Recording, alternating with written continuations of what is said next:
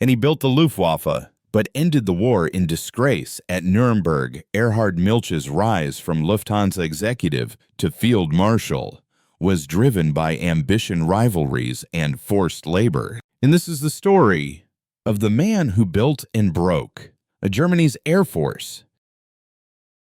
Erhard Milch was born on 30th March 1892 in Wilhelmshaven, the German naval port on the North Sea. His father, Anton Milch, was a pharmacist, while his mother, Clara Vetter, came from a more prosperous family. Questions about Milch's ancestry surfaced early in his career. His father was reportedly Jewish, a fact that would later require Göring's intervention, and the controversy never disappeared. Though in the Nazi system, political utility often outweighed ideology. During the First World War, Milch began his military service as an artillery officer.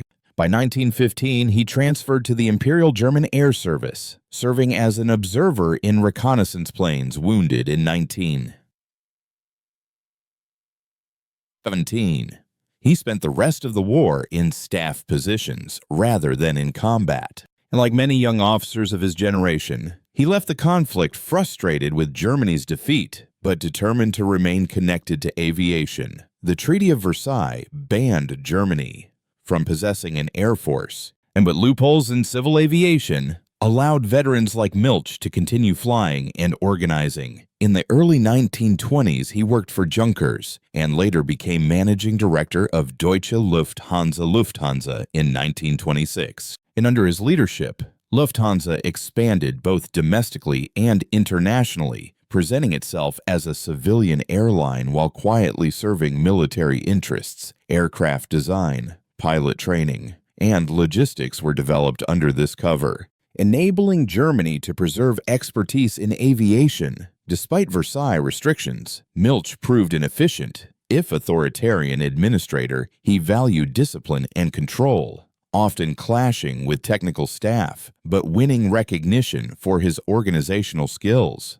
By the early 1930s, his reputation in aviation circles was established. When Adolf Hitler came to power in January 1933, Hermann Göring himself, a former fighter ace, needed experienced men to build a new German air arm, and Milch was a natural candidate. In 1933, Göring appointed him State Secretary of the newly created Reich Air Ministry. In this role, Milch effectively became Göring's deputy.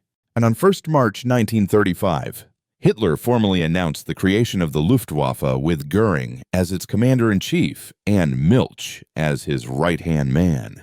By then, Milch's influence was undeniable, and he was already clashing with colleagues, early signs of rivalries that would later undermine both his career and the Luftwaffe itself. Once the Luftwaffe was officially established, Milch imposed his stamp on it. He emphasized structure, mass production, and strict oversight. Unlike Göring, who preferred grandstanding, Milch buried himself in the details. From pilot training schedules to the production lines of Messerschmitt Junkers and Heinkel, Milch's approach emphasized mass production over long-term technological innovation. He favored established aircraft models, such as the Messerschmitt Bf 109 fighter and the Heinkel He 111 bomber, believing rapid deployment outweighed experimental designs. This conservative strategy allowed the Luftwaffe to expand quickly, but critics later argued it left Germany vulnerable to stagnation. The Luftwaffe entered the late 1930s as a formidable force, yet it lacked the capacity to adapt to prolonged conflict. And during the Spanish Civil War, the Luftwaffe tested its aircraft and doctrines under the Condor Legion. Milch carefully monitored these operations, viewing them as practical laboratories for production and combat readiness. And the conflict confirmed the effectiveness of dive bombers, like the Junkers Ju-87 Stuka,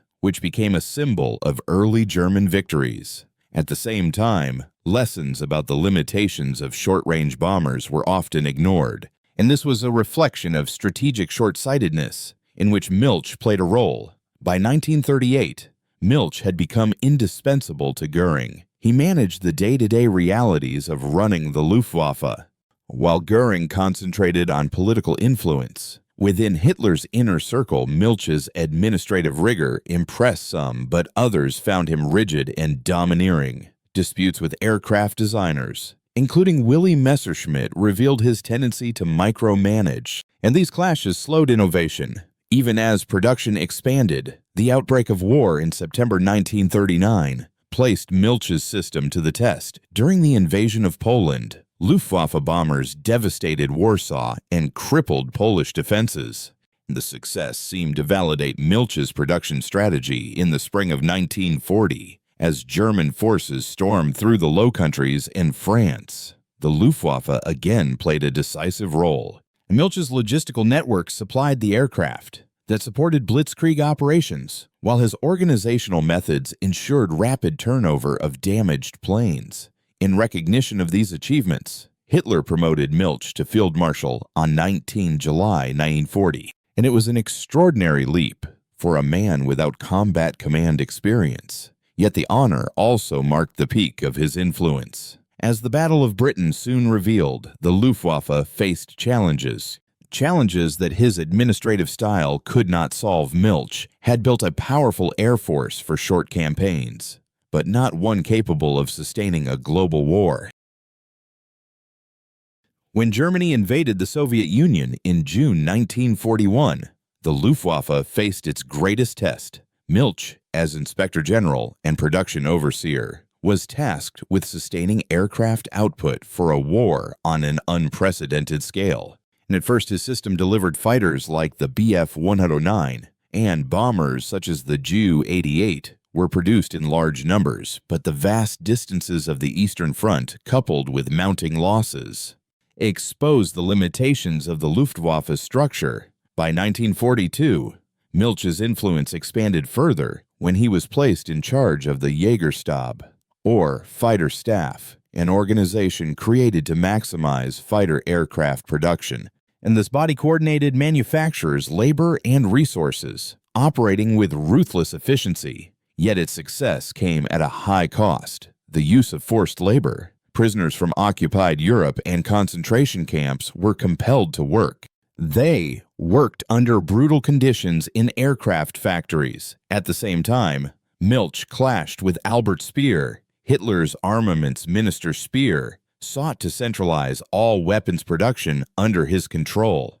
While Milch resisted losing authority over aircraft procurement, their rivalry reflected the broader chaos of the Nazi war economy, where overlapping jurisdictions and personal ambitions often crippled efficiency. And although fighter production did rise in 1943, the Luftwaffe could not keep pace with Allied advances in numbers technology and pilot training. Milch also quarreled with senior Luftwaffe commanders. Generals like Adolf Galland, the inspector of fighters, accused him of ignoring frontline realities in favor of production quotas. Field commanders such as Albert Kesselring criticized the Air Ministry's inflexibility.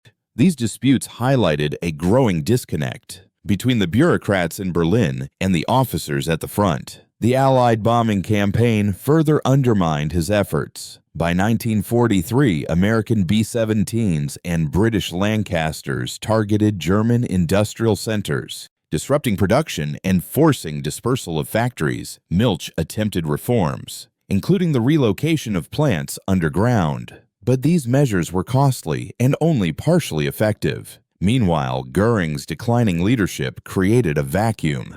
Milch tried to position himself as a more competent manager, but his lack of political charm left him vulnerable. Historians remain divided over Milch's wartime role. Some argue his management temporarily boosted German aircraft output, and despite impossible conditions, others emphasize his complicity in inefficiency, infighting, and forced labor that undermined any short-term gains. But by late 1943, one fact was clear: the Luftwaffe's fortunes were in steep decline. And Milch could not reverse the trend. By 1944, the Luftwaffe was unraveling. Allied air superiority dominated both Western and Eastern fronts, while German fuel shortages crippled even the aircraft that remained operational. Milch, once celebrated as the Luftwaffe's organizational backbone, now found himself increasingly sidelined. Göring, whose credibility with Hitler was collapsing, shielded Milch less and less. Within the Reich Air Ministry, Milch's authority dwindled. As the Allied bombing campaign intensified, aircraft factories were destroyed or forced underground. Milch struggled to coordinate production amid chaos, but by then his efforts were too little too late. And by late 1944, the Luftwaffe could no longer protect German cities or support ground operations effectively. Milch, who had overseen its growth in the 1930s, now presided over its collapse. When Germany surrendered in May 1945, Milch fled to the Baltic coast. On 4th of May 1945, he was apprehended by British No. 6 Commando near Neustadt in Holstein and taken to Brigadier Derek Mills Roberts. The officer had recently witnessed the horrors of Bergen-Belsen and was in no mood for arrogance. Milch, still carrying his jewel-encrusted Field Marshal's baton and demanding privileged treatment, reportedly dismissed concerns about nearby forced labor camps. Accounts state that his tone enraged Mills Roberts. In a moment that symbolized Milch's fall from power, the brigadier is said to have seized the baton and struck him with it until it broke. And then he continued with a champagne bottle, fracturing his skull. The bloodied field marshal was dragged away, stripped of his ceremonial baton, and sent to a holding camp near Lüneburg, close to Field Marshal Montgomery's headquarters. A few days later, when Mills Roberts appeared at Montgomery's tent, the British commander greeted him with a dry remark. "I hear you've got a thing about field marshals." No formal action followed. Unlike Göring, who faced the main international military tribunal, Milch was prosecuted separately in the U.S. military tribunal known as the Milch case, one of the subsequent Nuremberg trials. Held between 1946 and 1947, it examined his responsibility for aircraft production policies and his role in forced labor and experiments conducted under Luftwaffe authority at Dachau. He was charged with war crimes and crimes against humanity, including the exploitation of concentration camp prisoners in aircraft factories. Milch defended himself as a mere administrator, but the judges were unconvinced. In April 1947, he was convicted on 2 counts and sentenced to life imprisonment. Over time, political shifts softened his punishment. In 1951, his sentence was reduced to 15 years. By 1954, he was released from Landsberg prison, as West Germany rejoined the Western Alliance during the Cold War. Unlike Albert Speer, who reinvented himself as a writer, Milch withdrew from public life, and he lived quietly in the Dusseldorf area until his death on 25 January 1972. In the end, the image of a field marshal beaten with his own baton stands as a symbol of both Milch's personal humiliation and Germany's defeat. If you want to learn more about the Luftwaffe's leadership, watch our video on Hugo Sperling, the